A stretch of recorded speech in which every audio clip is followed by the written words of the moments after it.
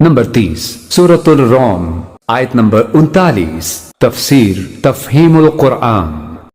اللہ کے نزدیک وہ نہیں بڑھتا۔ قرآن مجید میں یہ پہلی آیت ہے جو سود کی مذمت میں نازل ہوئی۔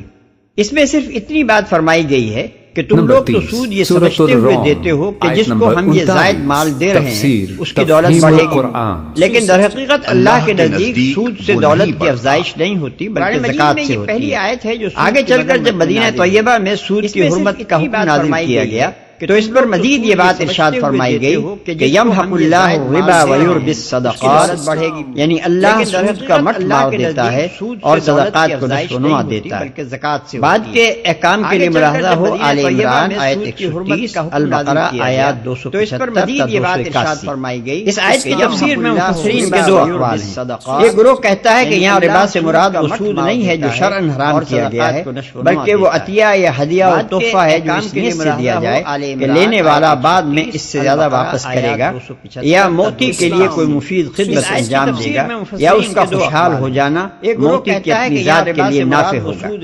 یہ ابن عباس رضی اللہ عنہ، مجاہد، ضحاک، قتادہ، اکرمہ، محمد بن کعب القرظی اور شابی رحمۃ اللہ علیہ کا قول ہے، اور غالباً یہ تفسیر ان حضرات نے اس بنا پر فرمائی ہے کہ آیت میں اس فعل کا نتیجہ صرف اتنا ہی بتایا گیا ہے کہ اللہ کے ہاں اس دولت کو کوئی افزائش نصیب نہ ہوگی۔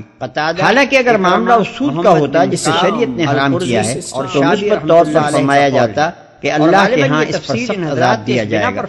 دوسرا گروہ کہتا ہے کہ نہیں، اس سے مراد وہی معروف ربا ہے جسے شریعت نے حرام کیا ہے۔ یہ رائے حضرت حسن بصری اور سدی کی ہے، اور علامہ آلوسی کا خیال ہے کہ آیت کا ظاہری مفہوم یہی ہے، کیونکہ عربی زبان میں ربا کا لفظ اسی معنی کے لیے استعمال ہوتا ہے۔ اسی تعویل کو مفسر نیسابوری نے بھی اختیار کیا ہے۔ ہمارے خیال میں بھی یہی دوسری تفسیر صحیح ہے، اس لیے کہ معروف معنی کو چھوڑنے کے لیے وہ دلیل کافی نہیں ہے جو اوپر تفسیر اول کے حق میں بیان ہوئی ہے۔ سورہ روم کا نزول جس زمانے میں ہوا ہے اس وقت قرآن مجید میں سود کی حرمت کا اعلان نہیں ہوا تھا، یہ اعلان اس کے کئی برس بعد ہوا ہے۔ قرآن مجید کا طریقہ یہ ہے کہ جس چیز کو بعد میں کسی وقت حرام کرنا ہوتا ہے اس کے لیے وہ پہلے سے ذہنوں کو تیار کرنا شروع کر دیتا ہے۔ شراب کے معاملے میں بھی پہلے صرف اتنی بات فرمائی گئی تھی کہ وہ پاکیزہ رزق نہیں ہے، النحل آیت 67۔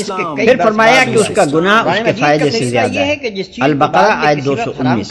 پھر حکم دیا گیا کہ نشے کی حالت میں نماز کے قریب نہ جاؤ، النساء آیت 43۔ پھر اس کی قطعی حرمت کا فیصلہ کر دیا گیا۔